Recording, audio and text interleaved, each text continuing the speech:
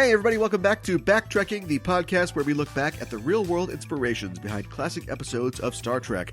I'm one of your hosts, Caliban. I am definitely the JB of this enterprise, and I'm joined by my co-host. Hi, I'm Gooey, and I'm Benjamin Buttoning as we speak. And we are part of the Just Enough Trope Podcast Network, which is home to many shows about your favorite topics like TV shows, film, comic books, anime, video games, music, and more. You can find out more by going to justenoughtrope.com or by following at JustEnoughTrope on Twitter. Keep the geek fires burning. Well, here we are. We're back. This is their 18th episode, 17th, 18th episode. We're getting up there. We're getting up there. Yeah, I think we're starting to get into a rhythm now. And out of all the things that we've talked about, do you have a favorite or... well, I'll tell you mine first. My favorite is what we got away with, and that was Batman. I still don't think that we... Okay. that we necessarily earned talking about Batman, but I think we made it fit, and I think we had a lot of good things to say about both the great episode of Star Trek and the great 1989 Tim Burton's Batman. Yeah, that was a really fun one. I have fond memory of doing that one because I just remember ordering pizza and just chilling out and watching Batman. So yeah, that might be a favorite one of mine. I liked when we did the Heinlein just because it was fun to like read a book. Yeah, and also watch Tribbles, I guess, too. Yeah. Yeah, and that's, of course, a really solid connection. The Batman one, maybe not so much. And this one today is, this card that we pulled is, how can we do maybe the most amount of work on something for no real connection at all? It's very tenuously, I think, connected. But we can get to that when we get to our main subject. Before we do, let's talk about what's going on in the world of Trek. One of the reasons that we chose the episode that we did today to talk about, the TNG episode, Too Short a Season, is that it's an episode that DC Fontana worked on when she worked on the first season of TNG.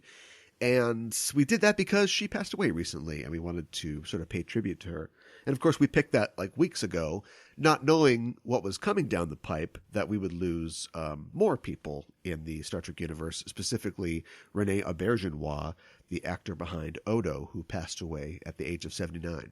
Yeah, it was like kind of, I mean, it's awful. One death is awful, obviously, but then just all of these happening was just like, that was so much for one period of time. It's been a rough year for Trek fans. Of course, yeah.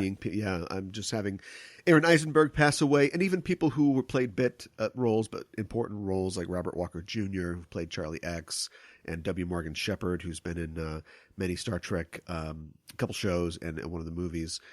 And yeah, and just losing Rene Auberjonois, and then also on the exact same day, Marina Sirtis' husband, Michael Lamper, passed away. Yeah, I'm not as familiar with him, but that's sad to hear. They've been together since near the end of TNG, and he was a musician. I'm not sure if he would be in a band that anybody would know. I think he was more of like a session musician. But yeah, he was like he had like cool rock hair, and he seemed like, wearing a leather vest or something. It was the 90s, okay? But anyway. He's a cool dude. Yeah, he was a cool dude, yeah. And they had been together for 27 years, and yeah, he just passed away. So, I don't know, man. Like, maybe we can do an Odo thing in the future, but I'm afraid if we keep trying to honor everybody, like, there's going to be nobody left. Yeah, and this would become a very sad show, I feel like. Yeah, so this is dedicated to DC Fontana, but dedicated really to everybody that we've lost this year in 2019. So, In other Trek news, did you hear the one about Quentin Tarantino maybe not doing a Star Trek film now? No. Is that where it's at now? That's where we're at, yeah. This was after you convinced me a couple of months ago that this would be a good idea. I was on board, and now what's happening? Well, he is... So you never really know what the real story is, right? You just kind of get whatever they say to... I think this was literally a podcast or something, or a website or something like that. You just get what they say offhandedly in interviews, and everything is filtered through him trying to design his career. I think he definitely has an ego. I'm not trying to detract him. I think he knows who he is and the kind of art that he wants to make. But supposedly now, since he does plan on retiring, he doesn't want his last film to be this huge Star Trek film with, of course, a lot of studio notes. He'd rather do a smaller film, which for me, I also convinced myself that this would be a good idea. But in the back of my mind, I was always like, why does he want to do this? Like, I get that he loves Star Trek in the 60s and he thinks it's cool, but he spent his entire career with people not telling him, what to do, like doing his own thing. Why would he suddenly now want Alex Kurtzman to have a say in what he does? That's an awful mix of people too. I feel like Really? Tarantino and Kurtzman, I feel like would not gel at all. Well, that's interesting. Like, do you think that they would both have their own kind of ideas and be strident in trying to promote them? I think it's just more what you were saying, where like Tarantino, like, regardless of how people feel about him, he's got a vision, for what he wants. Where I think before we've said Kurtzman is, we gave him props for being good at like running a franchise. You know what I mean? Which is like a weird compliment, and I just don't think like, auteur, filmmaker, and like franchise manager is necessarily a good combo. Okay. Yeah, I think I agree with that, and I think his movie from 2017, The Mummy, shows that maybe that's not his strong suit, being on the sort of main creative side. Mm-hmm. A movie starring Tom Cruise, which will become important in a little bit. That reportedly, I just think that Kurtzman would back down from everything that the big dog would want to do, even though he has. True, yeah. I think that he has reached the biggest dog you can be, not just, and he hitched his wagon to CBS, which is now CBS Viacom, and Paramount and all that. So he's in a really high position. He's one of the big heads at this new combined company. But yet I think he's a person who, if he was working with Tarantino and Tarantino's like, nah, I want to do this, he'd be like, okay, fine. Like, that's why 55-year-old Tom Cruise is like, oh, now you're running around in the desert, you scampy young man, let's get you with this 25-year-old love interest. And it just, why wasn't he playing somebody's dad or something like that? Right. It's because he wanted to, relive his action movie glory days, see Top Gun Maverick. Yeah. That's what we've got. So who knows? It's not necessarily off for good, but he has said that, and then Viacom CBS has said that they are pursuing 2 new Star Trek movies that they've got in the works, which may or may not include him, probably doesn't. So yeah, it looks like everybody's just the dream is over, and we've all woken up now. Well, we've got a Kelvin movies coming, right? Well, that's what they say. Okay, now that Noah Hawley is involved, yeah. All right, cool. Which is also like, oh, thanks. More of those. Okay. Yeah. I feel that, but I just be, maybe this is not great, but I'd just be happy to see some more Star Trek movies. Me too.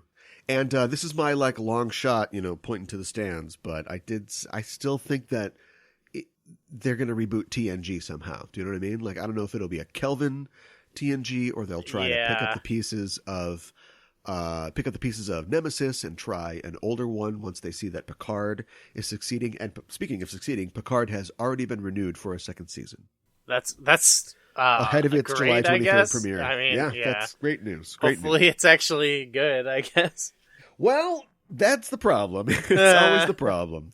We've got all this stuff. Hope it's good. Yeah. I think I've mentioned I've been like, going through some TNG to kind of refresh some of my thoughts, and I've been trying to mostly watch Picard episodes, but I've watched a lot of the the classic Worf episodes, and I feel like they should just do a Worf solo movie, him navigating like the political structures of the Klingon Empire, and also just getting into Batleth fights and stuff. Yeah, give Worf his own Logan. His own like old man Worf. Oh man, that's such a great idea. Because some of my favorite moments from TNG are actually like when Worf straight up does something that's like the antithesis of like the morality of TNG, where it's just like, oh, you killed my wife, like, and then he just straight up goes and like murders a guy. He just murks a guy, and then Picard's like, "What are you doing?" And it's just like, that's the you wrecked 20 cars. Yeah, Picard becomes the angry police lieutenant at that point. Like a rogue Worf. I like that. Yeah. Emotionally, I like the moment in, and I can't remember the name of the episode because I'm terrible, but it was in the 6th season, I think, of DS9, where Worf himself, because of like passion and emotion, like consciously breaks his oath to Starfleet. It's he and Dax are sent on this secret mission, and she is, badly wounded, and it becomes a thing of like, I can do this mission and it's going to help us against the Dominion, but I'll have to leave her behind and she might bleed to death, or I can just scrap the mission and just, run her back to the insert point. And he does that, and everybody's really mad at him. Like Sisko's mad at him, and then he does that thing where after he's done yelling at him, he goes, I would have done the same thing. But at the same time, like, you get a thing in your file and we're never going to let you lead a mission again. Forget that. So that's I can good totally, setup. Yeah, right. The only thing is that, it would be good if it was like you said, an old man Worf thing, because we've pretty much, I think, milked all the political intrigue. Like, he's killed all of his political rivals at this point. He's probably running that place. So let's fast forward. I recently watched the Voyager episode, Flashback, I think it's called. Great title. It's the one where they Tuvok is serving on Sulu's Excelsior, and Janeway's in his memories. Yes, I've seen that one. And after all of that, they've got the whole cast and the set and everything. They also squeeze Kang in there for some reason. So why not?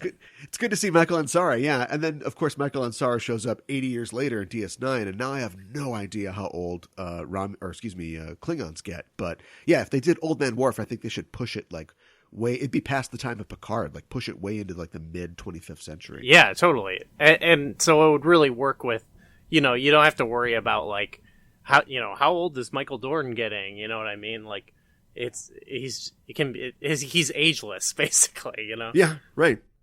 Well, shoot, another show we got to scrap because ain't nobody can hear this. This is too good of an idea. Can't let this get away. Yeah. Well, let's stop talking about it then and get into our featured subject for today's show. The United States of America hates communism. Yeah. From the first stirrings of the post-World War II Marshall Plan to the rampant American interventions in the politics and revolutions of South American and African countries, the U.S. did just about everything it could in the 20th century to fight the Cold War, not just against the USSR, but any possible foothold for communism around the world, including selling arms to Iran in spite of a trade embargo and turning South American revolutionaries into drug traffickers, because, communism. In the mid-'80s, a group of nationalist rebels in Nicaragua called the Contras were attempting to overthrow the socialist Sandinista government, which had taken power in 1979. On taking office in 1980, then-President Reagan had committed to supporting insurgencies in South America, and he liked these Contra guys. He described them as being, quote, the moral equivalent of our founding fathers. Oh, boy. Never mind the terrorist methods and the human rights violations that characterize their efforts. And I'm pretty sure George Washington didn't have 200 kilos in that boat that he took across the Delaware. It'd be a lot cooler if he did. It'd be a lot cooler if he did, just blinging it, yeah. The tangled web of the Iran-Contra affair, or just Iran-Contra, was partially exposed in a series of investigations and hearings in the second half of the 1980s, and the affair has become emblematic of U.S. government overreach and presidential scandal. But a 2017 film tried to tell the story from a singular perspective following the involvement of an airline pilot turned smuggler named Barry Seal and his involvement in the actions of the CIA and the State Department in what would later be known as Iran-Contra. It's called American Made. This is the United States Drug Enforcement Agency. We are ordering you to land. All right, boys, let's land. Easy.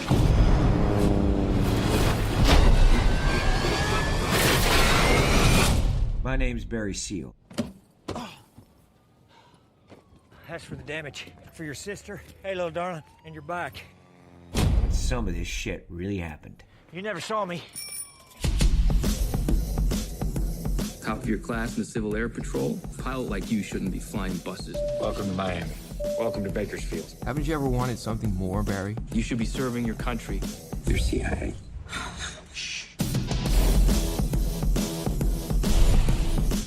We need you to deliver stuff for us. Oh, this is legal? If you're doing it for the good guys.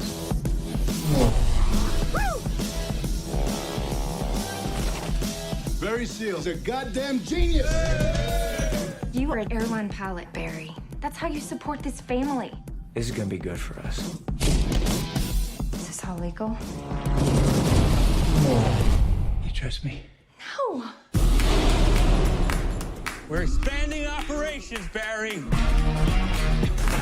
The devil you know, the devil you know, the devil you don't. The devil you know, the devil you don't. Roscoe dug this up in the backyard. There are bills blowing around everywhere. I'll rake it up in the morning. ATF, drop your weapons! Guns, drugs, money laundering. Did y'all know that caddies have more trunk space than any other car? I'll get each and every one of you a caddy for your troubles. See, I'm gonna walk out of here. There ain't a damn thing any one of you can do about it. He's free to go. Wait a minute. The boy should have taken the caddies.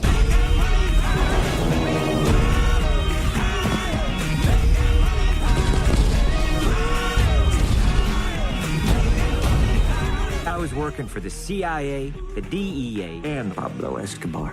1,500 kilos. That's 1,500 kilos, Barry. In one go. Get it done.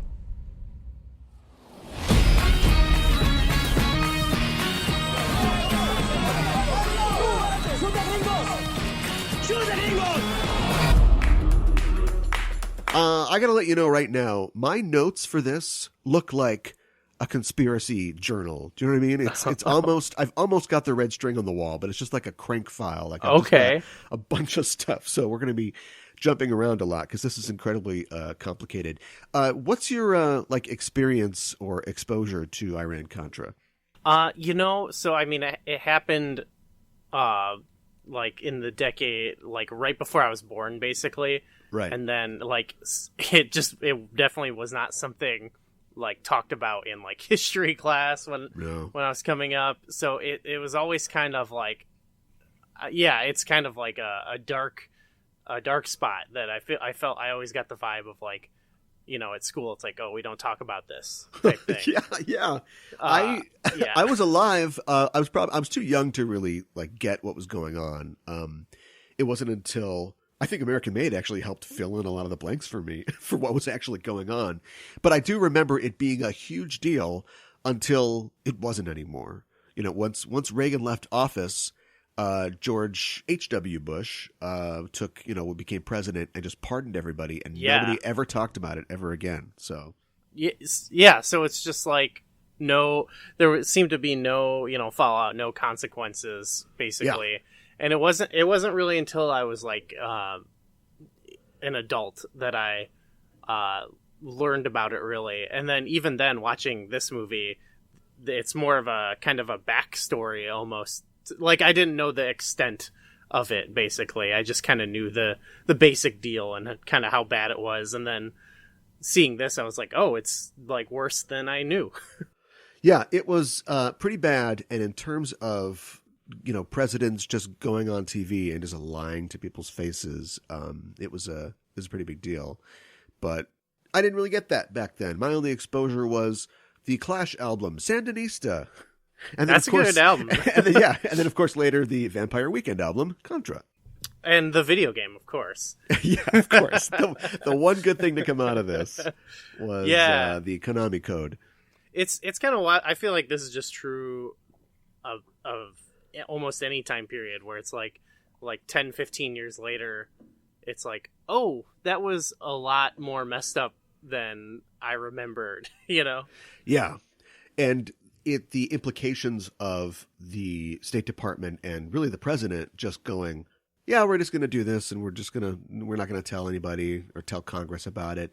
Like I said before, Iran still is a huge deal, of course, but it was a huge deal back then. And there was, the hostages that were taken hostage, and, supposedly Reagan was in contact with the hostage takers, and he's like, we'll give you guns if you wait to let these guys go until, the day I'm elected or Carter loses his reelection bid, to make him look bad, make me look strong, and we're all good to go.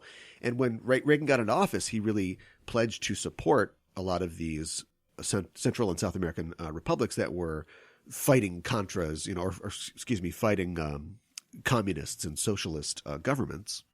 Yeah. And Congress passed the Boland Amendment, which is like a series of amendments in 1984, which specifically prevented like this kind of intervention. Like they prevented Reagan from giving any money to the Contras. And for some reason, and we'll never really know why, because a lot of this is swathed in conspiracy, but for some reason it was real important that we keep doing this. And so they set up this whole thing where we would basically, sell guns to Iran, even though we have a trade embargo with Iran and we're trying to pressure them economically. And then also what this movie, American Made, mostly gets into, which was basically cocaine trafficking, getting the Contras involved in cocaine trafficking, ostensibly to help finance their revolution with extra money, although a lot of that money that was earmarked for the sale of the guns to Iran went to the Contras as well. And then getting them involved in that, and then now you've got like Pablo Escobar and his guys are involved, and a lot of people blame the rise of cocaine and crack in the 80s, specifically on the CIA's involvement with these programs. Right. And this is from the War on Drugs, administration as well, exactly. too. Yeah. Yeah. Just so you know. And like nobody, and all these, this is, when I was watching this movie, I was like, wow, I guess Adam McKay must have passed on this one, huh? Because it had that, it had that feeling of like, we're gonna sell you some dark shit here, but it's gonna be goofy and fun, so you'll like it. And I don't love the movie Vice, but I think the movie Vice does a good job of showing you stuff like this and how the people who do it get slapped on the wrist and then they never disappear. They just go to some other role in the government, and they're still around to this day. Like people are still involved that were involved in this. Yeah, that was sort of, I made the Adam McKay connection too. It felt very much like, or like Todd Phillips.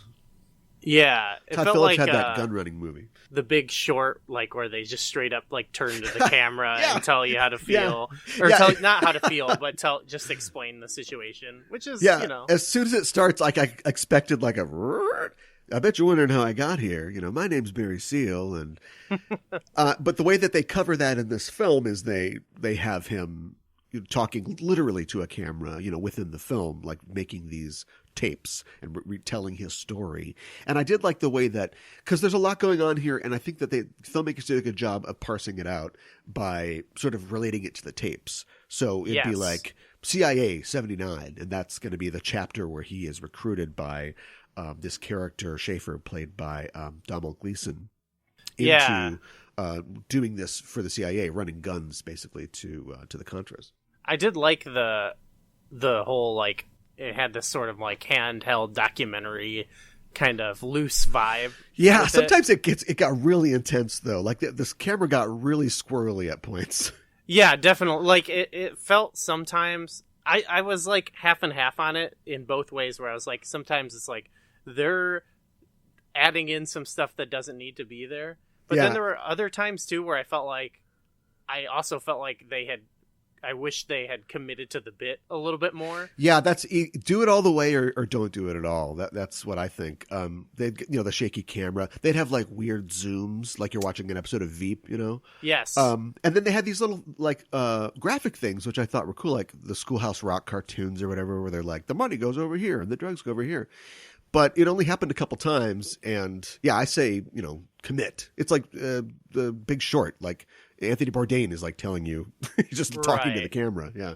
There would be scenes that were just like then shot like normal scenes, but like with that sort of like grainy, sort of, or like old looking quality. And it was like, this is weird, like it kind of jumped in and out of that. And I was like, I wish it just kind of like, maybe if they had made it like some sort of like found footage, almost like full blown, Okay. I don't know that, like, I don't know how, like, I don't know what that would have served, like, this story, but first, I just wish they had gone either further with it or maybe cut back on that.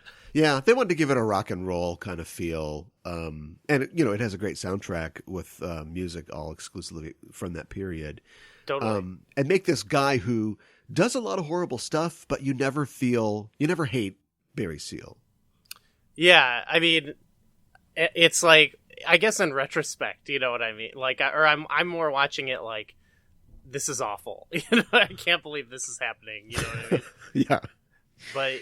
But yeah, it was more of just, I was more in like awe of it than anything, than like, you know, I wasn't really casting any sort of judgment on him in the moment. The morale, he is sort of our surrogate, you know, the company man, Schaefer doesn't care.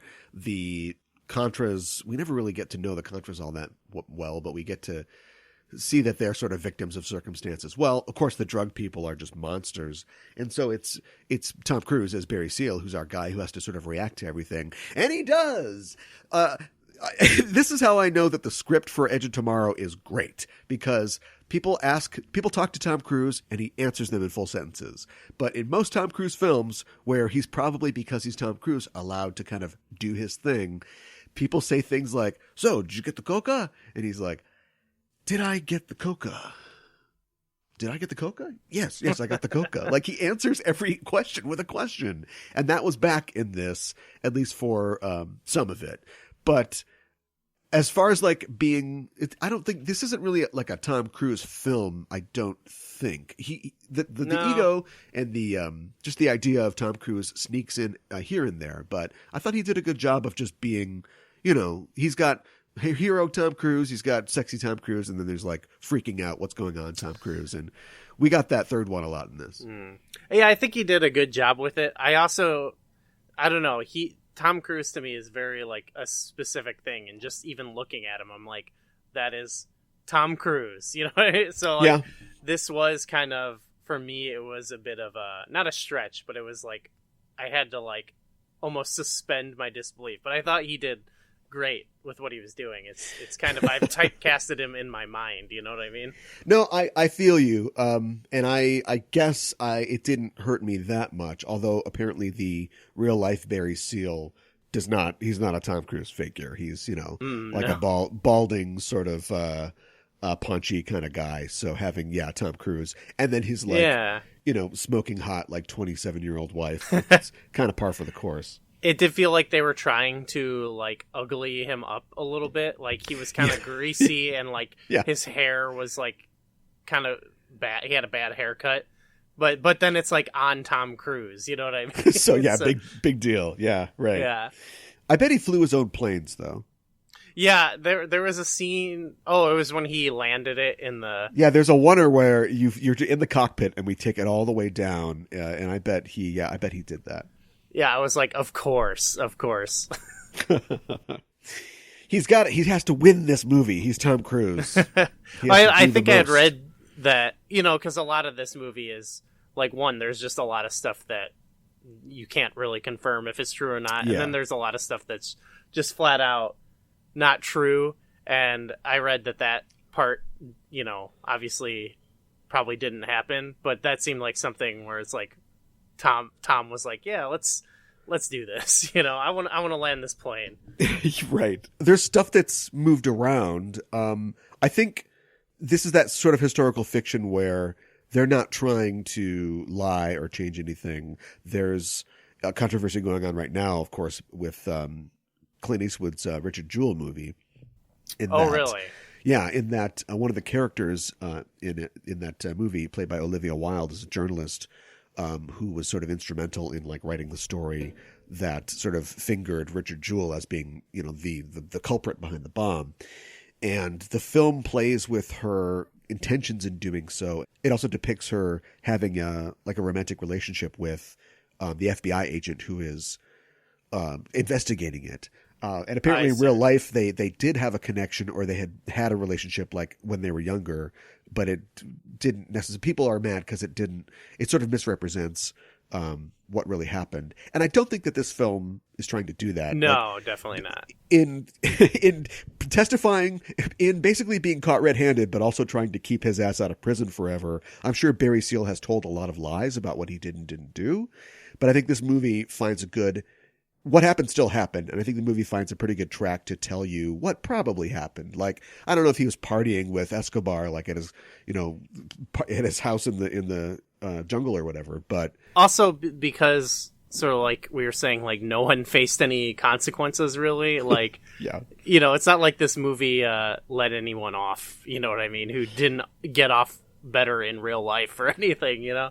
Yeah. Although it seems in the sort of Adam McKay way, it seems to want to like splash it on everybody because, you know, it's true that Barry Seal, after being contacted by the CIA and having worked for them, he moved to Amina, Arkansas, and basically just made that his base of operations. Mm-hmm. And did, like in the film, you know, bought up all this land and built a runway and like a kind of a private airport and had a lot of money going through there. So, you know, all that stuff happened.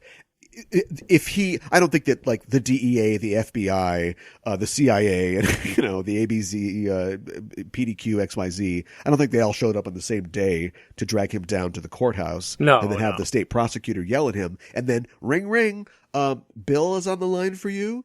It's like, whoa, you're trying to pull Clinton into this too? Wow. Like he's trying to get it on everybody. There's a thing like near the end where somebody yells, you know, Mr. Vice President Bush, did you know anything about this?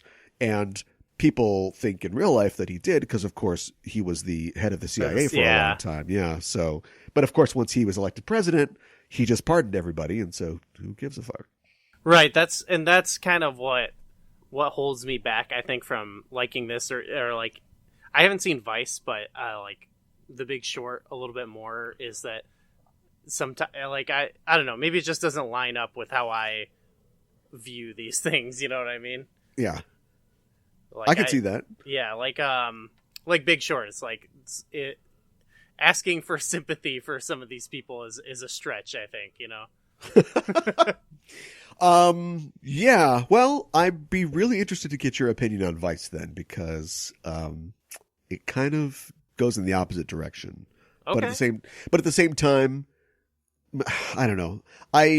Yeah, just watch it. We'll talk about it later. Let's not waste the listeners' time. Yeah. There's a lot going on in this film. There are a lot of what I consider to be, like they just give me the character actor Rolodex, the character actor one, and then just spin in there and like whatever card shootout, let's get those people in here. You know, you've got Domhnall Gleeson, like I mentioned. Jesse Plemons is in this. Yeah. That one guy who was in Get Out, and I can't remember his name now, but he played JB. Yeah. And you know, if you need a guy who's going to play some drooling hayseed with no shirt on, it's this guy. There's a lot of like straight from like central casting kind of picks in this. Yeah, he's got that 3 billboards. Yeah, 3 billboards. Yeah. Yeah, exactly. Yeah, we're really going for that. Which, you know, half the movie's set in Arkansas. That's fine, I guess. But I felt like a lot of people were just playing it all the way up. And I still have not seen a movie that makes me like Domhnall Gleeson. I do not think that he is very convincing as an actor. I feel like he plays one thing and that's it. So in this, it's just guy who's like, yeah, whatever, it's all cool, all right. And in Star Wars, it's, I'm a fucking Nazi, you know. And in Ex Machina, Ex Machina, it's like, I don't trust you, and I love this robot, and I never believe anything that he does. But this isn't a podcast about him yet. Yeah, I don't know. I like him for some reason, but I can't. But I also, you said that, and I feel like that is true. So yeah, I can't put my finger on it. I guess like because he's a composite figure. There was no him in this necessarily, but he's supposed to represent the kind of inept CIA, and so maybe having a young guy is a good idea. But I picture in my mind like an older guy, you know, with like a good-looking guy who's like, hey, you want to be in the CIA? A guy who's like more convincing and has more charm could make me believe that Barry would think, oh, I could do this. This is great. Because at every turn, this guy has no answer. And he kind of blackmails him into it because already as the movie begins, Barry's making a little extra money by, you know, bringing Cuban cigars in. But once he has him kind of on the hook, he never really does anything to tell him to keep going. He doesn't appeal to his patriotism. He doesn't even really appeal to his, his greed, because money kind of falls into his lap and Barry's lap, and then he just kind of lets it slide. And then another 20 minutes goes by and he shows up. We're doing this now. You know, another 20 minutes. I'm in a bulldozer. We're going to make an airport. Like, here's what's happening now. Mm-hmm. I just like that he seemed like kind of like a weak dick, if that makes sense. Like, yeah, but now you've got a weak dick as like your second hand in this 2-hour movie I gotta watch. Yeah, that's fair. But I feel like for me it worked like up against the like ridiculousnly of everything else, you know, like sure. And but like, yeah. Everyone's playing it over the top. Yeah, I heard this compared to like I think the screenwriter actually said that he was thinking about Goodfellas when he made this, and I can see that. Barry Seal as the Henry Hill character, but I thought that they were trying to merge Goodfellas and Burn After Reading, and for me, have you ever seen Burn After Reading? It's been a long time, but yeah, just the idea of just a bunch of jackasses, you know, who are basically in charge of our country, like fucking everything up. And I felt like he was supposed to represent the Burn After Reading side, and he just wasn't. He just wasn't goofy enough. He wasn't. If he wanted to be, you know, if he was showing incompetence, he wasn't incompetent enough. He wasn't like venal enough. Yeah, that's kind of this. There's a lot of like half measures in this film that I think keep it from being great. Like if they had really gone for it. I think I would have enjoyed it more.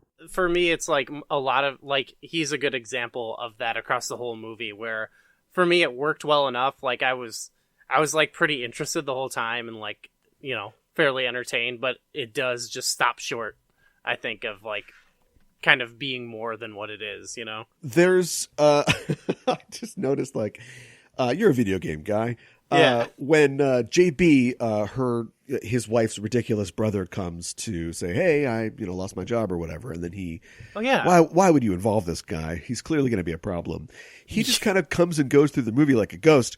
But when he first gets there, and he's playing Atari with Barry's kids. I think they're playing what's it called, Air Raid or River Raid, the Atari game. I was staring that and like, what the hell are they playing? And I could not figure it out. Yeah, I'm pretty sure it was Air Raid. Okay. Which is, I think I had that when I was a kid. But he has no real effect on the movie except to show Tom Cruise, who will, of course, spoilers, be shot by cartel members at the end of the film, that they are real and they're a danger. Because he F's up, he gets, pinched by Jesse Plemons at one point.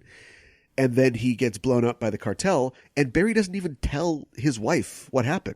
And I know that, like, at least let's see a scene where he decides to not tell her, but his gremlin blows up, and that's it. We never see him again, and it's not a rift between him and his wife. She never asks, like, "Hey, where's JB?" Like, everything's fine.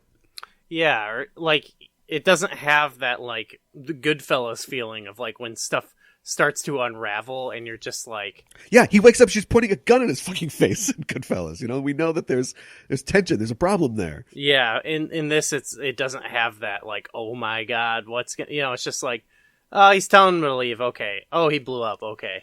Are you he blew up, okay. Are you familiar with the Netflix show Ozark? I'm familiar. I've not watched it. I am familiar as well because I stopped watching it because it's not that great. But it's kind of similar in a lot of ways to this. In that show, Jason Bateman plays a guy who, I can't remember what he does, but he basically, his boss was dealing with drug dealers and they kill him and they're going to kill Jason Bateman, but he convinces them that they can launder their money in the Lake of the Ozarks, which is a resort area in Missouri or Arkansas. And he says that only because somebody just showed him a brochure. It's all he can think of. With a gun in his face. Yeah. Okay. So they go, okay, and they let him go. He grabs his family and everything they've got and goes to the Ozarks thinking, well, maybe they'll just leave me alone. And then, no, they go, okay, well, here's our money. Start making it work. And so he has to try to legitimize, their money, buy businesses and sort of clean their money in the Ozarks. But of course, there are like criminals and meth dealers in the Ozarks who don't want him coming in on their turf. And so it's a really great setup that reminds me a lot of Tom Cruise having to flee his house with his whole family and suddenly just plop down in the Ozarks and start buying up the town. In Ozark, there is his wife is played by Laura Linney, and a lot of their drama comes from the problems in their marriage, the fact that this is not good for a family. We never get that. Sarah Wright as his wife in this is sometimes dismayed with him, but she sure enjoys the money that his work brings in. And then as soon as he is, enemy number one and is going to go to jail, she's ready to ride or die. Yeah, and you made me think of like when they tell him like his house is going to get raided. Yeah. And he's just like, well, we got to go. And then like, for a moment it's like, she does like push back or whatever. And she does, she is like, I don't trust you. But like, you never are like, oh no, what's the consequence of this? And then like, they've just moved on. Yeah. For a movie that follows ostensible villains or bad guys, I wanted more what you get. Maybe it's a little stock, but what you get in these films where there's like the lovable rogue, or the guy who we know he's doing bad stuff, but he's charming. He can talk his way out of anything. We never get that. I suggested that maybe the CIA agent should be like that before. We get a scene or two of that with Barry when he's with all the agency guys and he's like, hey, I'll buy guys Cadillacs because I'm walking out of here. And then he does. And he's like, should have bought the Cadillac. But other than that, like, there's just no, I don't know. The whole movie seems to have an air of, it's fun. It's cynically fun. But they never really land that in my mind. It works. For me, it worked okay. I think, like, from the start, because, like, the first time you really see him is when he's just, like, causing the fake turbulence on his flight that he's doing. Yeah, and he's a scamp. Like, this guy sucks, you know what I mean? And so I was I'm going to be on a flight tomorrow, and I guess when you're looking at it that way, yeah. But, no, he's a jokey trickster guy. Yeah, so to me it was kind of like, oh, we're having a little bit of fun with it. What you said, cynical fun. It just, it didn't like really transcend or anything. I wasn't like blown away. I think what really just like the fact that it's like sort of real, like a lot of these things are vaguely happen. Like that was kind of what kept me interested, was just like, wow, I can't believe this is something that happened. And he's a guy who, he was not necessarily a great guy to start off with, but he definitely was, concurrently victimized by all the associations that he got pulled in and he couldn't get out. And so and now at the very end of it, he knows so much and he's been involved in so much that they can't really make a big deal out of it. If he wrote a book or something, or if there's a big show trial, it would expose too much. So he just gets community service, and that's it. And it's like, all right, well, keep your nose clean. Yeah. Which I thought was amazing, but I think that's how you deal with these things, until you just let the cartel sort of clean up your business for you. A lot of the news reports about this were involved or centered around the hearings that they had, and the Kerry committee looked into it and did find that payments to drug traffickers by the U.S. State Department made it into the hands of the Contras, under the guise of humanitarian assistance. But then nobody really did anything about it or said anything about it. There was a guy named Gary Webb, who's a journalist for the San Jose Mercury News, and he had an investigative series, like he was an investigative reporter. He did a series called Dark Alliance, and this is in 1996. This is almost 10 years after it happened. And he basically laid out what we knew about the Iran-Contra affair and its connection to the cocaine trade, specifically the crack cocaine trade in L.A. And he put all these, things together, and he, reinforced the idea that the Contras were acting with the protection of the CIA. And it was like this big deal. And then he was sort of discredited. A couple other papers wrote things that were sort of answers to or criticisms of this story. And he basically quit after they, reassigned him to something else. And then in 2004, he committed suicide by shooting himself in the head twice. Oh my God.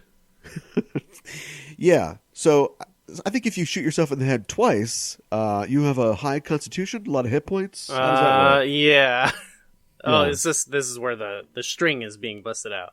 Yeah. So, when people like Barry Seal get gunned down, when this guy gets gunned down, it's when conspiracy theory people die, you kind of wonder how crackpotty they might have been. Yeah. Well, yeah.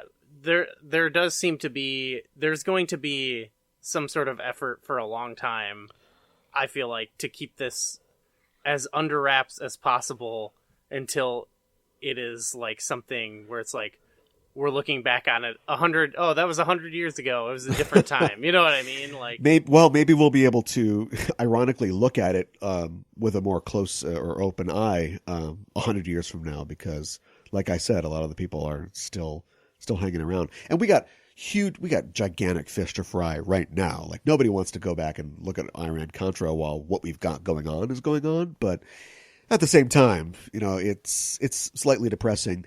Probably the most Adam McKay touch in the film is including George W. Bush for no real reason. Yeah, definitely. Except to maybe just kind of go, and George W. Bush, right?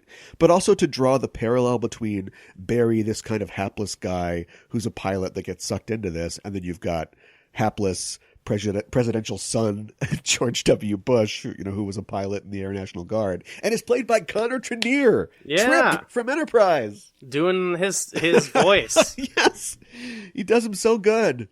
He'd been working on that for so long. I know. Yeah, they have to. I don't know. They got to do a movie, another movie about George W. Bush, and have Connor Trinier playing. Yeah, he's built for that role. I'm a pilot myself. His inclusion to me was just like a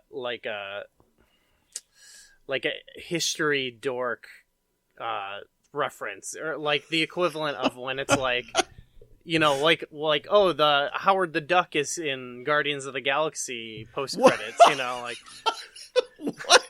So George W. Bush is the Howard the Duck in this scenario? It's like 5 Easter eggs you missed in American Made, and it's like, oh, that guy on the phone? That was Bill Clinton. Yeah, right. Yeah, right. Yeah. I can see what you mean there. I thought it was kind of a high five from like new or like younger, you know, woke conspiracy people to like older ones. 'Cause you might not be old enough to remember, you know, what a shit show, the George W. Bush presidency was, and how, you know, that's it. Watch Vice. Like, that's what it's all about. And so I kind of feel like that was kind of a, right?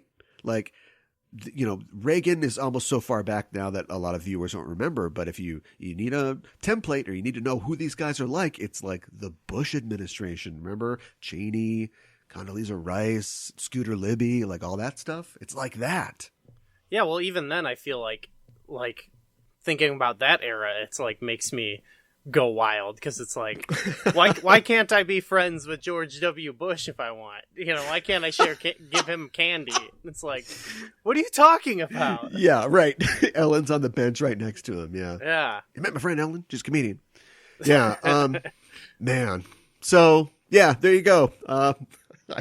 Hopefully we won't be killed for letting this podcast out into the world, but it's real gross. It's shitty. And, you know, you get to the end of it, and at least The Big Short gives you some big laughs and some real human drama. You still kind of feel like shit when it's over. Yeah.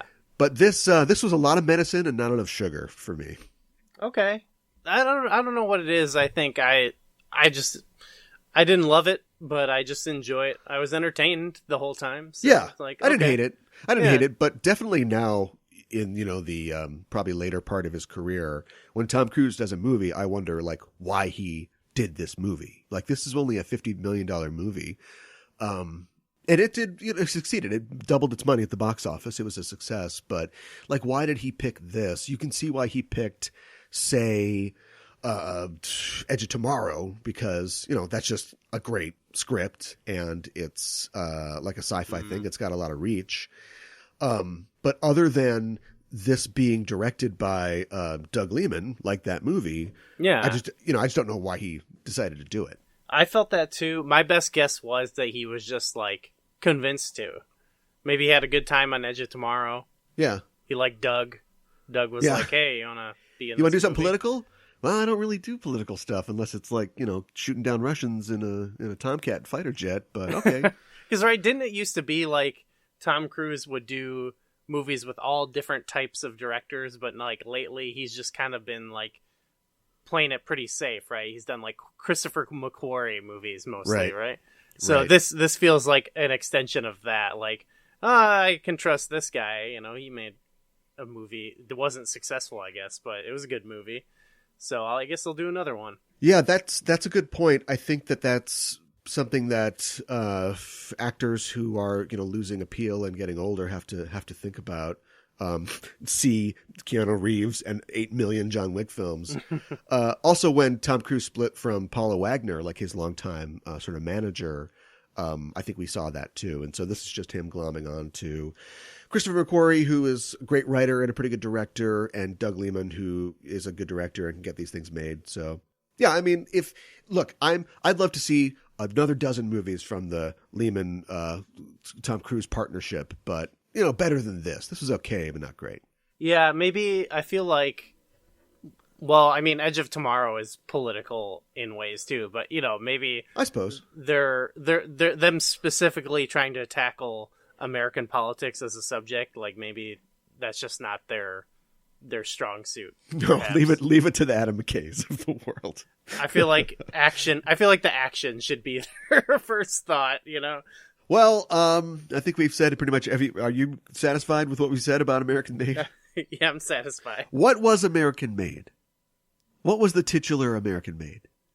Oh, like, what does that refer to? I think, the guns? The whole situation, the whole chaos, the whole situation. Like the idea of, like, we're fighting the war on drugs, for example, but we have cost of exporting democracy. Yeah, we have to create the situation to fight it almost, Okay. Question answered. We got it. All right. Well, let's take a break for a word from our sponsors, and we'll be back with more BackTrekking.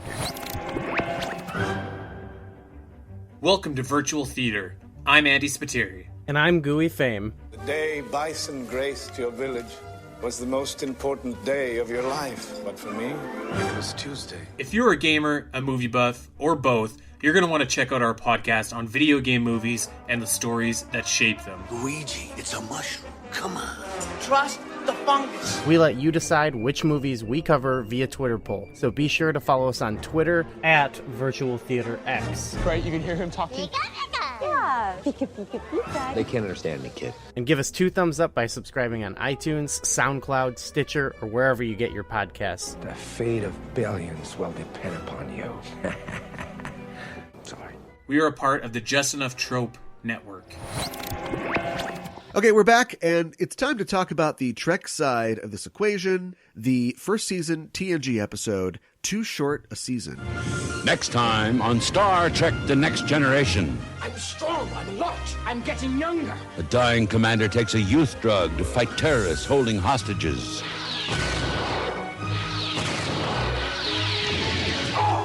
But will dangerous side effects jeopardize their mission? If we don't deliver Jameson in 5 minutes, one of the hostages will be executed. Sir, look out! Find out on Star Trek The Next Generation. Yeah, well, here's my take. Too crappy an episode. Yeah, it's pretty... Not blown away.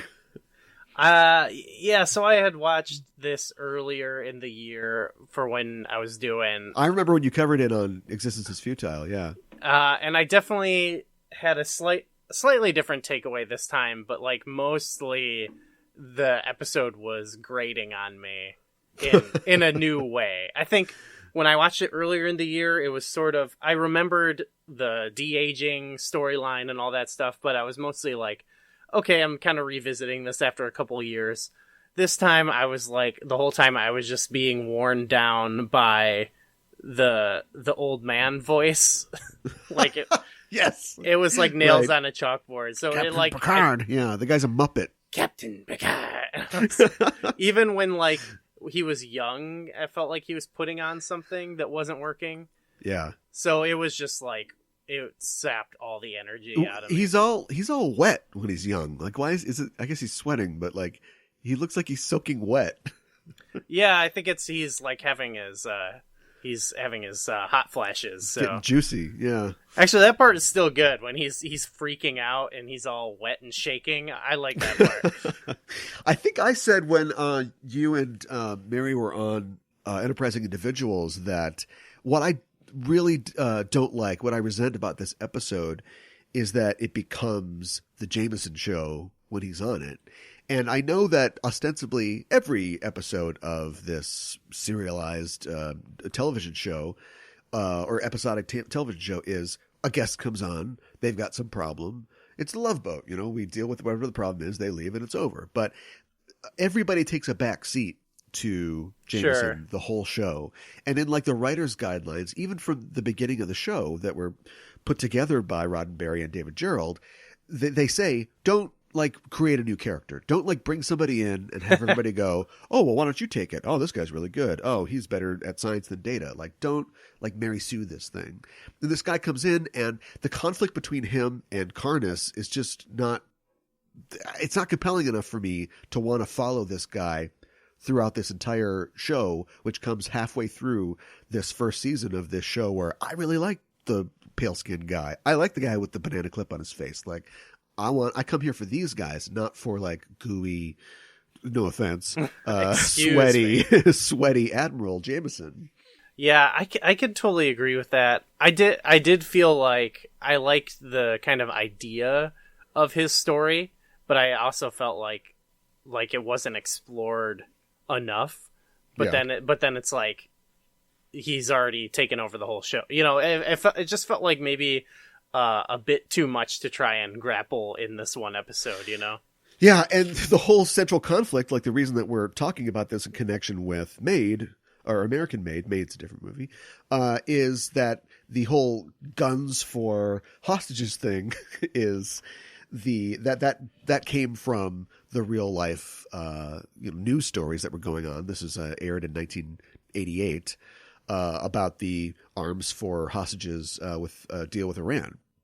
And so you've got Jameson, who is supposed to be this great negotiator, basically does this deal with Karnas where they give them a bunch of like old phasers and guns to let these hostages go. And well, those are both things that happen, but I don't see how the TNG episode really evokes like real life history. Reagan was the great communicator, I suppose. And there are like behind the scenes like quotes, and people have said that Reagan basically said, we got to get those hostages out of there. We're not supposed to negotiate with hostages, but I'm the great communicator. I'm going to look like an asshole if I can't get these hostages out of there. So just give them guns, give them what they want. So I guess there's that sort of tenuous connection there, but the show doesn't have anything else going for it. Like alien anti-aging drug that we'll never hear about again. It tries to do, too, a little bit of, and maybe this is just kind of in Star Trek's nature, but what the American Made did, where it's like kind of tries to put it on everybody, where, it's like, oh, this is this thing I regret. And they're like, well, Karnas could have, he wanted the weapons for the war, too. And it's like, okay, I mean, but that was still, like, I feel like Picard, as, at this point, what we know about him is he holds his office, it's really important to him. I feel like he was like, I'm a little disappointed that you did that oopsie. You know what I mean? Like, and then he's like, but it could be worse. You did what you thought was right. And it's like, I don't know. It sounds like he did a war crime. It does kind of. It reminds me of the episode A Private Little War from the original series, where it turns out that I always say Romulans instead of Klingons. The Klingons are giving weapons like rifles to this species on a planet who's at war with another faction. And in order to balance it, Kirk's like, give them some rifles. And that was the answer. In the 1960s, it was like, oh, good answer. There you go. So possibly this is like a commentary on that. I see. Even though it is created by D.C. Fontana and Gene Roddenberry, two people who were like around and working on the show back then. But maybe this is them sort of revisiting their earlier work and going, no, now this would be something that you wouldn't want to do. I did come around to the idea of this time around. Like the first time I watched it this year, I felt like they were too nice to him. But then I realized, like, well, he had worse consequences in his own life than anyone in real life does for like half the terrible stuff that goes down. Like, in like the Iran Contra deal, all those guys got off. This guy, like, he killed himself essentially, so like, After, he Benjamin Buttoned himself to death. Yeah, but so for me, I was like, well, it kind of, that idea of the story kind of works, but I thought what I would have thought worked better would have been maybe if him Benjamin buttoning himself was like more tied to his past failure. Like it felt more like after the fact, like, oh, I had been thinking about Benjamin buttoning myself, and then this came up, and I thought, well, I for sure got a Benjamin button. You know what Yeah, I mean, I think that his this is something else. Like hiding what's going on for 4 acts, you know, that's never really. I know that's we always want a twist. We always want something to be revealed, but having him not be open about the fact that this is really why he's doing this. Like at 45 years later, he's still tortured by the fact that he did this, like that he armed one side of this conflict. That's really what's driving him to do all this stuff, but we don't get to really examine him examining that. Exactly. Because we have to hold it off for this reveal. Oh, and by the way, it was extremely effective that he gave those guys these guns, because Karnas was like, I'm assuming just a hot-headed like, young rebel 45 years ago, and he's still in charge of this planet. So, and they kind of get. I always want to know what it's like for Federation colonists. It seems like, you know, in TOS and early TNG, they're always going and giving somebody medicine, or they're trying to deal with something, and they'll run into like insurgents and troops, or like colonies that are made of clones because everything got fucked up because like they didn't get enough shipments. They get around this because apparently the Mordans are just human-looking aliens, like they're supposed to be like totally alien. But you mentioned Picard before. This would have been the subject of a huge Picard speech in later seasons of TNG, because he just watches this whole thing go down, basically. Like he's going to this world where he completely ruined this world, you know, 50 years ago by giving these guys guns. Now he's coming back to interfere and fuck it up again, and Picard's just like, yes, okay, well, he's the admiral, so I guess we'll just beam down into like a tunnel, get shot at a little bit, and then just beam out ineffectively. Yeah, it feels like something that there would have been like a scene, like you said, the speech, but also like maybe where Picard's talking to the whole crew about like, hey, so I found out this guy like did this really messed up thing. Yeah. What should we do? Like, I should probably report this, right? You know what but yeah, like they go ahead with the mission, and I could see that like a justification for it, like, you know, a story like, oh, well, this is, there's hostages, it's too important. But like, it's the fact that we don't get that at all. I feel like there's just not enough time. Yeah, and there's no creative solution really from our crew that solves the problem. It's just getting Sweaty in the same room as the other guy. And he's like, oh, okay, fine. And then it's over. Like, it's not like Jameson wants to do something self-destructive because he wants to solve it, but he's also punishing himself. But then our crew, who is just standing around because it's not their show anymore, finds some way to ameliorate, you know, or change the problem. Well, Picard does show the guy a slideshow. Yeah, right. He does let him watch Star Trek and go, oh, yeah, okay. I guess you're right. Those images in order. So yeah, sure. They don't have that technology on their planet, I guess. Whenever I watch early TNG episodes, I always love seeing the early production values, the terrible lighting, the sound wasn't great in a lot of these. Sound is terrible of the scenes. Yeah, and this might be a bug or a feature, not a bug, but real synthy soundtrack too. Yeah, I kind of like that though. I've always had a soft spot for the first season, like kind of corny synth sounds. Yeah, it's appropriate, like for the period. Like that would have been like state of the art. Because once they got to like the later seasons of this, I feel like the sound of their score like remained constant through like Enterprise.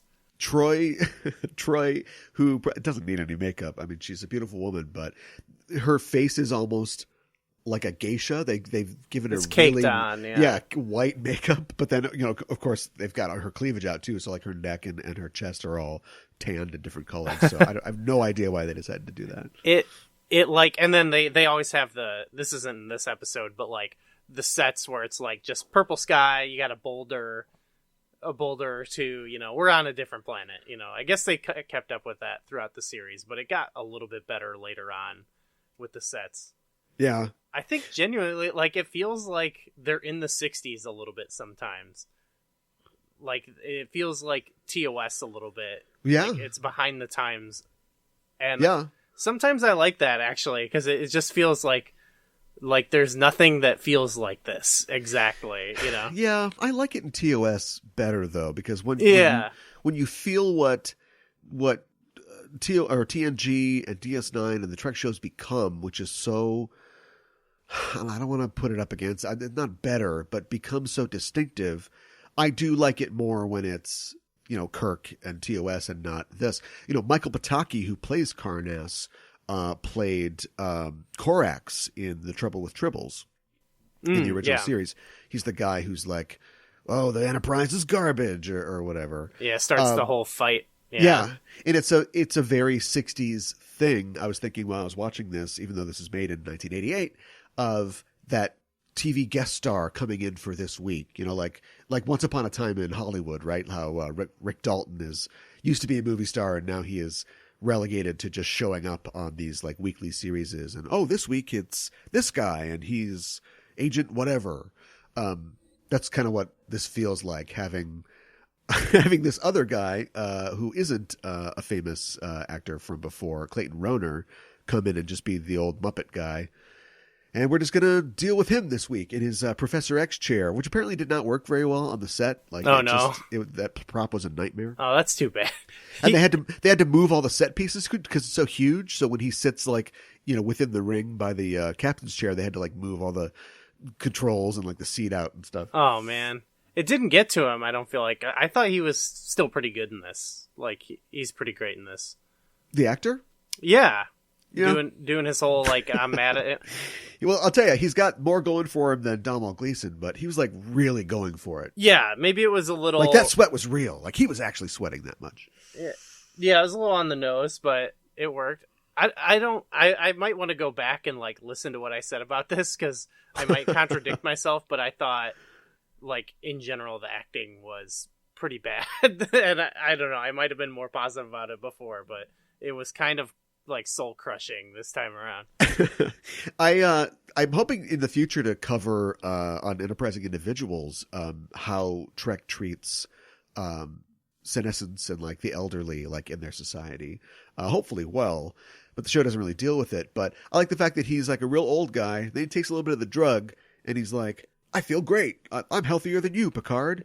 And it makes me wonder, well, how old is Picard? I feel like this comes up often. Picard is supposed to kind of be, he's the old man. He's earned this, after a lifetime of service, he's earned this job on the flagship. But, we all know the actor was 46, 47? He was not an old guy when he took this role. So they should have had them wrestle or something like that to see who wins.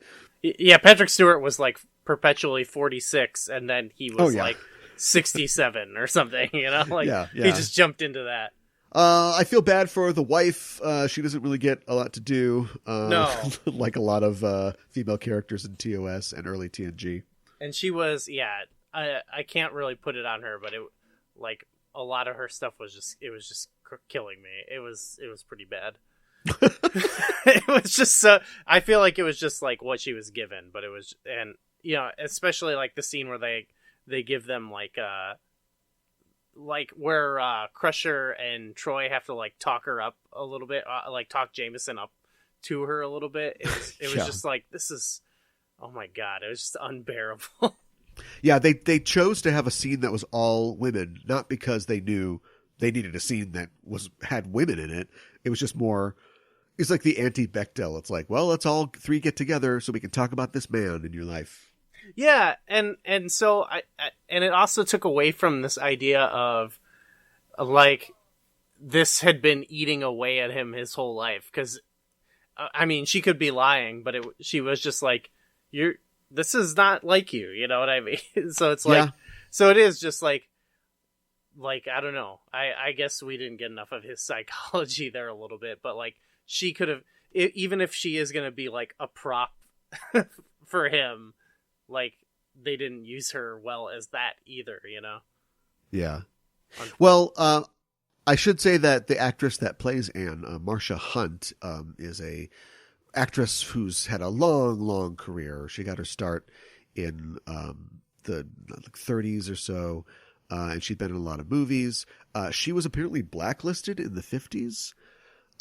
Speaking of communism, I'm not exactly sure why, but that kind of really curtailed her career. But she went on to work on humanitarian causes, help the homeless, supported same-sex marriage, and the effects of climate change. And yeah, I mean, she seems like a really great lady. And she's at 102. She is currently the oldest living female Star Trek performer. Oh, wow. All right. I got respect for Marcia. Yeah, stay healthy. I don't want to be honoring you anytime soon. Bring her back in Picard. Yeah, they can bring her back. Yeah, just be like, remember my husband? Remember when my husband died as a teenager in my arms? Yeah. What are you up to? Annie with the gold hair or something. Yeah. It's just so, I wonder who wrote that line. And I have an idea, because this episode comes from an idea by Michael Michaelian. This is his only script, I believe, for Star Trek, but he was formerly married to another woman who had contributed to Star Trek, Catherine Powers, who wrote Code of Honor and Past Prologue for DS9. And so, this idea came in. There was a lot of sort of different ideas than what we got in this final episode. And it was given to DC Fontana to punch up, and to streamline. And she noticed, after she turned the script in, that this script, like her script or the script for The Last Outpost, had stuff in it that she didn't write. She discovered that Gene Roddenberry's attorney, Leonard Maislish, had written extra scenes. He inserted his own scenes in the script. What? Yes. Yes. Oh my God. Maislish there are so many stories about him, and he's sort of famous from the production of TNG for being just a real bad guy. But yeah, he was actually writing scenes. I think in the Last Outpost script, one of the extra scenes was one that included Wesley Crusher, because apparently Maislish, when he did this, he claimed that those scenes were written by Roddenberry, because they had left Wesley out of this episode. Wesley was a very important character to Roddenberry. He wanted to have him in it, but Roddenberry had been out of town when the script was submitted, so they knew there's no way that Roddenberry could have written those scenes. Oh my God. She brought this whole mess to Rick Berman and was like, look, you got to fix this thing, because this guy's not in the fucking union. Like, he can't even write something. Do you know what I mean? Like, you can't contribute to a script like this. Yeah. So they had this whole thing out with Bob Justman and Rick Berman and Maislish, where it's like, you got to knock this off. Like, this, what are you doing? Yeah. Yeah. But I mean, it would expect, like, The Last Outpost, known as probably the worst episode of TNG. Maybe not. A very not great episode. Too short a season, I would argue. Also not a very good episode. So blame Leonard. Wow. I love, like, as great as Star Trek is, and how, how there is this amazing, rich history to it, there's also, like, so much shady stuff that has gone down. Oh, definitely. Yeah. Just something fun perspective to keep on it, I guess. Yeah. It's like the Iran-Contra affair in that way. Yeah. Nobody's totally innocent. No. Maybe this is a bad episode to pick to honor DC Fontana. Well, I think it is, because it would be easy to honor the great scripts that she has done. The Enterprise incident, or something like that. But this is like her... Everything that's good in this episode, I imagine, comes from her. Like just spinning gold out of straw, just hewing this rough stone to make something that is pleasing. And I think that is a quality that she definitely had as the script writer, the script editor of the early show. Yeah, she definitely prevented it from being known as, like, one of the worst episodes. People don't really talk about this episode, I feel like. No, they don't, because they would have to be fans of the Jameson show. The next Jameson Star Trek. I actually texted Mary when I was watching this, and I was like, goddamn Admiral Jameson. And, like, even her as, like, more of a casual Star Trek fan was like, oh my God, Admiral James, like that guy is just burned into our memories at least. The Frank Oz character, yeah. Maybe he is iconic. I don't know. Yeah, I also feel like they were trying to do a Kodos thing, like in The Conscience of the King in TOS. Kodos the Executioner, he's the guy that's in charge of the colony and everything, and Kirk is trying to press him, but Kirk realizes that, okay, this guy did horrible things, but maybe he's not as evil or guilty as I think. I feel like they were kind of trying to do something like that with Karnas, but again, we just don't get to the planet on any time scale that would give us a chance to look into that at all. Yeah, and he doesn't have the same kind of flair as in Conscious of the King. Yeah. So that doesn't help either. You gotta have that flair. Well, let's talk about technology. It's what makes Trek, and it facilitates the story, especially alien de-aging drugs. So we're going to pick randomly from our list of Star Trek technologies, and we're going to add our pick to the non-Trek media, subtract our pick from the Trek episode, and see how it would change each one. I'm looking forward to this. It's our technological exchange.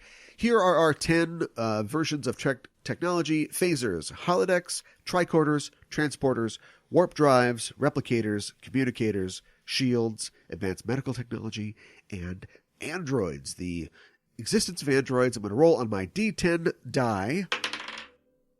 And I got number 1, phasers. Phasers. Okay, we're running phasers instead of... They would be running phasers to the Contras. That's correct. Well, if the Contras had phasers... They would have wiped those Sandinistas out in no time. Their war crimes would be much greater, I think. Their human rights violations. That would be just the Sandinistas just evaporate overnight. It's like, where'd they all go? Maybe that's more humane than some of the things that I read on Wikipedia under the Contra human rights violations tab. But I feel like they have suggested ways to use a phaser for torture in Star Trek. Yeah, you know what? Probably. You could just phase it, one toe off at a time, or Yeah, because give somebody a real bad burn. Every time someone gets phased, it's like a whole body situation, Yeah, there's an effect that I don't think they keep around in the show, where a guy gets hit with a stun blast from our away team, and there's like a ripple sort of effect that goes out. When they're fighting those. That's actually cool. The gun guys. Yeah. So yeah, I don't know if the Contras would be using that. And then, okay, so you've got Tom Cruise. He is flying guns down initially to these Contras. Then later on, they take the Contras and they fly them back to America to have them train, which is just insane. I can't believe that happened. That was a big one for me. Is it easier or harder to train them on these phasers as opposed to the standard AK? Well, phasers, it definitely has the different frequencies and the different settings, but Sure. I feel like stun kill, that's pretty... I think it must have like an easy button for that, Yeah. like they can... it seems like they can program it. Computer-assisted targeting and stuff, too. Yeah, it's like auto-aim on a video game a little bit. Right. Where it just like moves your arm. Put all the cheats on. Yeah. Or it comes out of the... Yeah, because why couldn't it come out of the emitter at an angle? Is there any reason that it has to be straight? It's not a rifle. It's not a bullet. Yeah. So I feel like in some shots on the show it does, but that just might be the effects. You know what I mean? Or they weren't aiming it right, so we had to fix it or something. Yeah, it feels a lot more like point and shoot. You know what I mean? Like you don't have to worry. Yeah, it doesn't get jammed. I've always wondered about that because guns are sort of shaped, especially rifles are shaped the way they are for a reason. You are directing your entire body and your focus at something that will ballistically be, your target is the end of a line that starts at your, right arm. And when you've got like the key fob phaser, there is no line, there is no rifling. It's just a little thing. So when you point and shoot, how do you know that you're holding your hand? A lot of gun training for phasers must be hand position and knowing what the emitter is, where the line of the beam comes out. So you want to hit a guy in the chest and not like give him a haircut, or be slightly off to the right and blow his ear off, but not like hit him, in the center mass. And they got to be pretty good because I feel like they're always shooting like straight out or like, from the hip or something. It's never like they're never like lining it up. They've got to be pretty good shots. I feel like if you got the Star Trek, era people back and gave them some regular guns, like they'd probably be a pretty good shot. Possibly. Yeah. I don't think that it would necessarily translate the other way, though. Oh, yeah. Those guns might be a little too difficult. They're just shooting their feet and, shooting birds out of the sky. Would only the Contras have the phasers then? What about the drug cartels or the Sandinistas? Yeah. Is this a world where phasers exist? Phasers exist. So, well, then, I guess maybe in that regard, the situation might be... It might be pretty similar then, I'd say. Because I don't know if they both had phasers, if the Contras would have a specific advantage. I just think of like the standard revolutionary celebration where everybody goes, yeah, and like shoots their guns into the air. Instead, it's just like, just laser beams like shooting off into the air. How far out would it go? Commercial jetliner. Commercial jetliner crashes. Satellite explodes. This feels like something they should have done. You remember that show Deadliest Warrior? Yeah. Where it's like, we made the IRA fight the Taliban to see who would win. Like, they should have... And they did that after they ran out of, like, well, we made a samurai fight a Viking. It got into, like, we made the Yakuza fight the Mafia. They should have eventually been like, what if the Contras had phasers? And yeah, sure. They're zapping, like, chunks of meat or whatever, Yeah, I guess depending on, like, what network or what... entertainment conglomerate owns you might have some things be off limits, but you could do like the Borg fight the bugs from Ender's Game or something like that. Start putting sci-fi properties against each other. I used to love that show. Is so stupid, but I used to love it. Even into my longer than I'd like to admit. Okay, well, let's take the phasers away from our Star Trek episode then, and what do we got? Well, we would not have that epic action scene in the caves. I swear to God that we don't plan these ahead of time, but we always pick the thing that would completely eliminate the existence of the episode. Oh, I guess they're also trading weapons. Jameson would have no phasers, and they're old like phaser rifles from like the films. I think I read that like Star Trek 2 and Star Trek 3 were some of the props that they used, but they wouldn't even exist. So is he just giving them disruptors or AK-47? We'll just weapon exchange. What if for hundreds of years we never invented a new type of gun? These guys are just rolling with AKs, and then our crew beams down with harsh language or something. Oh, that would be a great episode, actually. Like they go to a planet and it's like, oh, somehow like this thing from Earth got here. It's like they go to an undeveloped planet and they're like, for some reason, like they got a hold of AK-47s. It's Amelia Earhart. She's packing an AK. Yeah, that's what happened. Is she brought them all AKs? I like the part where we like get to invent a new episode idea.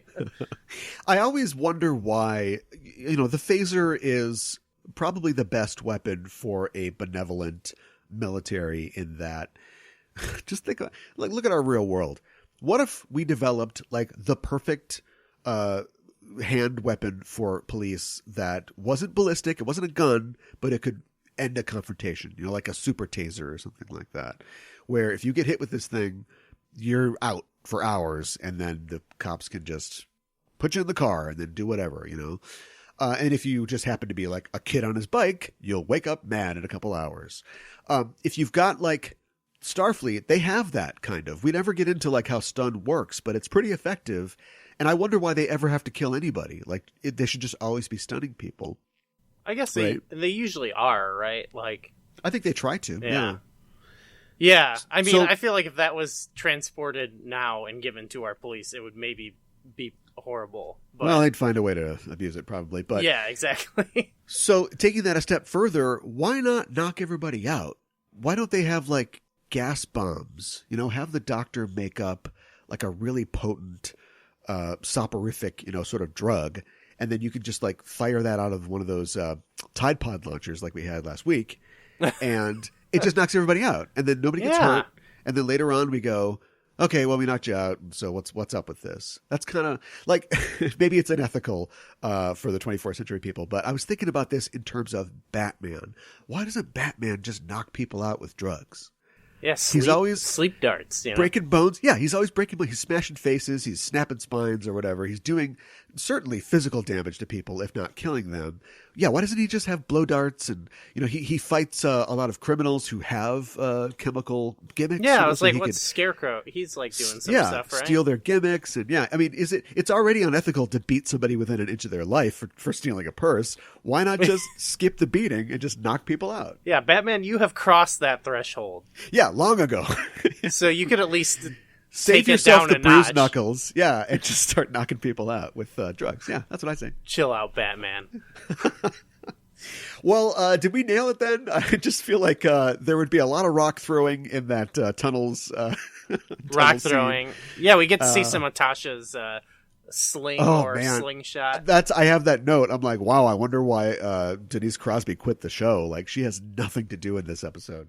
She has some it's cool a literal shooting. episode where there's a fight, for the security chief, but she's got no lines and she doesn't do anything cool in the fight. Imagine if they, I would never mind. I was going to say, imagine if they gave her an episode where she got to have a big fight. Wouldn't that be great? And you know what? That was Code of Honor. Great. Yeah. Code of Honor. Never mind. Yeah. Boy, these people are not great, huh? The Michael McCallion and Catherine Powers. It's probably good that we got rid of those guys. Yeah. In between these two episodes. Well, I think that will do it. So at the very end of this, I just want a little scorekeeping. We don't always do this, but American Made, thumbs up, thumbs down? I feel like if I watched it again, I wouldn't like it as much. And I feel like it's a movie that upon revisit, it's a movie that's just going to get worse over time, I think. So, but I did enjoy it. So I don't know, maybe thumbs up if it's like a topic you're kind of interested in, or, feel like Tom Cruise or something. I'd give it a thumbs up. Yeah. For those same reasons. It's something that I actually haven't thought about for a while. And really, when you think about it, it is, I mean, governments have always done stuff that they haven't told their people about, but it's really like the first act of what we're going through right now, I think. Yeah. So if you want to know about that, it's a good place to start. And then off to Wikipedia. And it does seem like there are a lot of people now, like I was amongst them, who are like kind of unfamiliar about this, and they maybe should familiarize themselves. So definitely. Yeah. Yeah. And what about the Star Trek episode, Too Short a Season? Thumbs up or thumbs down? That's got to be a thumbs down. I can't. Yeah, I think I got to go. Also gets worse over time. Yeah. Yeah, unfortunately. And I don't think it's ever it'll never get good. We'll never get to a place where you go, you know what? We didn't understand it. I think we get it. It ages in a weird way, like Jameson. Backwards? Yeah. Yeah. And it's eventually just going to sweat to death. The worst way to go.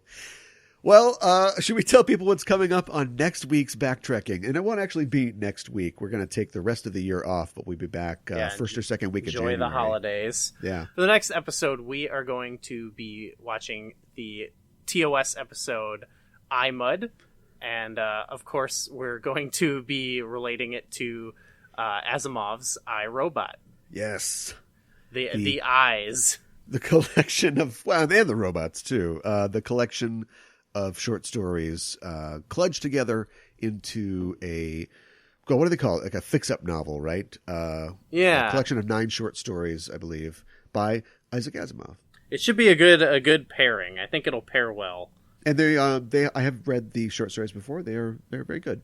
Yeah, I think I'm only familiar with some of it, so I definitely have not read the whole thing. So I'm excited about that because it's a classic, right? So yeah, and it explores an area that has not really been explored up to this point in Star Trek, which is like artificial intelligence and robots. That's the chief concern of those stories and of Asimov's robot work as a whole. But it's almost like they went, "Hey, Isaac Asimov, you want to write something for Star Trek?" He's like, "No, I'm too busy." And they're like, fuck you. We'll never have robots in Star Trek.